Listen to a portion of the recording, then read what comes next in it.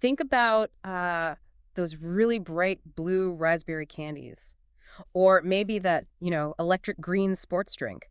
Ever stop and wonder what gives them that intense color? Hmm. Well, here's a connection that might surprise you. A lot of those shades actually come from petroleum. Yeah, the same stuff we put in our cars. Yeah. It's kind of wild when you think about it that way. Exactly. Okay, so let's unpack this because we're about to dive into a really significant change that seems to be coming to our food system. Right. And what we're looking at today is a pretty new set of measures announced by the FDA. We've got a press release here from the U.S. Department of Health and Human Services, HHS, and the FDA, dated April 22nd, 2025. Okay. And this isn't just like a small adjustment. It looks like a serious plan to phase out all petroleum-based synthetic dyes from food here in the U.S. Wow, okay. All of them. So our mission for this deep dive is pretty clear then. We want to understand the details, what exactly did they announce, what's driving these changes, and really, what does it actually mean for you, for us, when we're picking out food at the store? Yeah, or feeding our families. It goes beyond just how food looks. Definitely. And if you look at the bigger picture, this announcement, they're framing it as a, quote, significant milestone In what? in this larger initiative they're calling Make America Healthy Again. Ah, okay. I've heard of that. So the ultimate goal here is, well, pretty ambitious, Yeah. to completely get rid of these synthetic petroleum-derived colors from everything we eat nationwide. That's huge. A complete overhaul, basically. Right. So what are the first steps? What's the FDA doing right now or, very soon? Well, the first big action item is setting up a national standard and timeline. Basically, a clear roadmap for the food industry A timeline to do what? to transition away from these synthetic dyes and move towards natural ones. And alongside that, they're immediately starting the process, like right now, to revoke the authorization for two specific dyes, citrus red number 2 and orange B. Citrus red 2 and orange B. Okay. So expect those to start disappearing pretty quickly, probably within the next few months, based on this. Okay, so those two are first up, but what about the ones we see, like, all the time? The blues, the reds, the yellows in cereals, candies, drinks. Right, the really common ones. That's a key question, isn't it? How far does this go? Well, the announcement also lays out a plan to work with the food industry to phase out the other 6 main synthetic dyes. The other 6. Yeah, these are the big ones. FD&C green number 3, red number 40. That one's everywhere. Yellow number 5, yellow number 6, blue number 1, and blue number 2.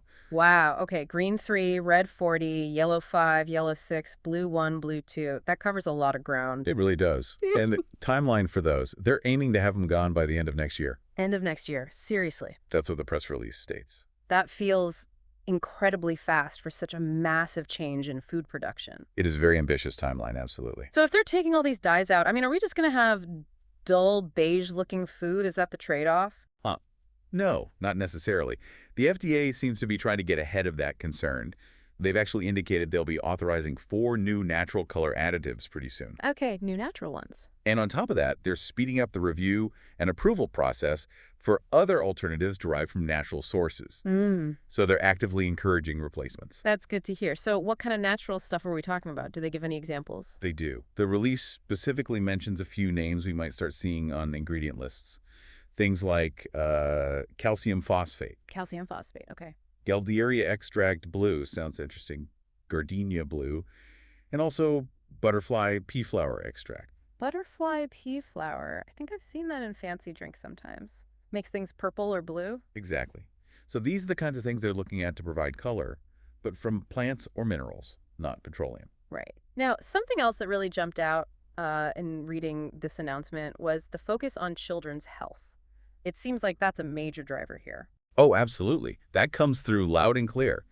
They're highlighting a partnership with the National Institutes of Health, the NIH, For what specifically? to conduct, in-depth research, specifically looking at how food additives, including these dyes, might impact children's health and their development. So they're concerned about kids. Very much so. It signals a real focus on potential effects on younger people. And it seems like they aren't just waiting around for years of research results either, because they're pushing for faster action on one dye in particular. Exactly right. They're specifically asking food companies to remove FD&C red number 3 sooner than the deadline that was already set. Which was when? It was previously mandated for removal around 2027, 2028, but they're saying, can you do it faster? Wow. So pulling that one forward, why the urgency with Red 3? The release doesn't spell out the exact reason for the extra urgency on Red 3, but it definitely suggests a higher level of concern about that specific dye, particularly for kids. And the language used by the officials, it wasn't subtle. The HHS secretary used phrases like petroleum-based chemicals, Hmm. poisonous compounds that have no nutritional benefit, and directly stated they pose real measurable dangers to our children's health and development. That's strong stuff. It really is very direct language. Yeah. And the FDA commissioner, Marty Makary, kind of echoed that. He talked about what he called a new epidemic of childhood diabetes, obesity, depression, and ADHD. Linking it to food additives. Well, he raised the issue in the context of these dyes and also pointed out that places like Europe and Canada already use natural alternatives much more widely. Implying that the U.S. is maybe lagging behind. That seems to be the implication, yes. Yeah. That other countries have already moved away from these synthetic dyes, perhaps recognizing potential risks sooner. Okay, so a big push seemingly driven by health concerns, especially for kids, and maybe a sense of cashing up internationally. What about the companies making the food? This sounds like a nightmare for them reformulating everything. It's definitely a huge challenge for the industry. Think about all the products that use these colors. But the FDA does seem aware of that. They stated they're committed to issuing guidance and, interestingly, offering regulatory flexibilities during this transition. Regulatory flexibilities, like what, maybe easier approvals for the natural alternatives, or more time if needed. It's not entirely clear yet what those flexibilities will entail, but it suggests they want to work with the industry to make this happen, not just dictate terms, sort of a carrot and stick approach, Yep. maybe. So we've covered the what's phasing out synthetic dyes, bringing in natural ones, and the how timelines, FDA industry collaboration. Let's circle back to the why. What's the core reason given for doing this now?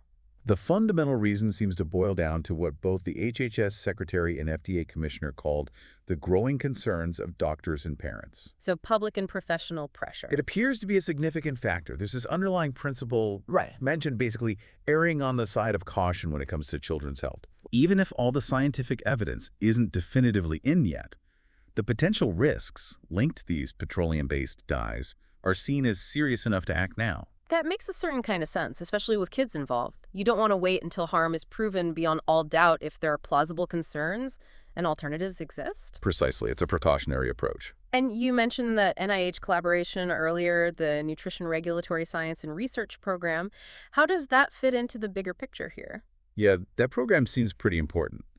The idea is that this FDA and NIH partnership will build a stronger scientific basis for food policies in general. So the research they do won't just be about dyes. It'll likely inform regulations across a whole range of food and nutrition issues going forward. It's about evidence-based policy. Got it. Building the science base for future decisions, too. Mhm. And all of this, the dye phase out, the research, it connects back to that Make America Healthy Again commission you mentioned at the start. Exactly. It fits right in. Taking action on synthetic food dyes aligns perfectly with the broader goals of that commission, improving public health across the board. This is just one very visible piece of that larger strategy. Okay, right. It makes sense as part of a wider health push. All right, let's try to pull this all together for everyone listening. What are the absolute key takeaways from this deep dive into the FDA's big announcement on food dyes? Okay, key points. First, the FDA is starting a process to get rid of all petroleum-based synthetic food dyes in the U.S. All of them. Okay. Second, there's a timeline. It starts immediately with efforts to remove citrus red number 2 and orange B.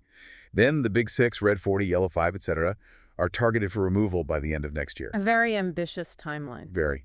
Third, they're actively promoting natural alternatives, approving new ones, and speeding up reviews for others. So replacements are coming. Yes.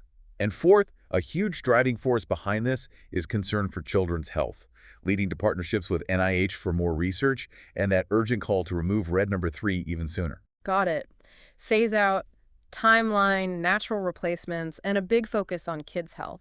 So for you listening, what this really could mean is seeing some real changes on grocery store shelves. Foods might start being colored with things derived from plants or minerals instead of, well, petroleum. Right. It could mean a shift towards arguably healthier options, especially if you have kids, and maybe just more transparency about where the color in your food actually comes from. Definitely more transparency. And maybe this leaves us with a final thought to chew on. Go for it. If we're seeing such a major shift away from synthetic colors in our food, based on evolving health concerns, it makes you wonder, doesn't it? What other synthetic substances are common in our daily lives, not just food, but everywhere, that might face similar scrutiny as our understanding of their long-term impact grows? That's a really interesting point. Where else might we see this kind of shift happen down the line as science catches up? Something to think about.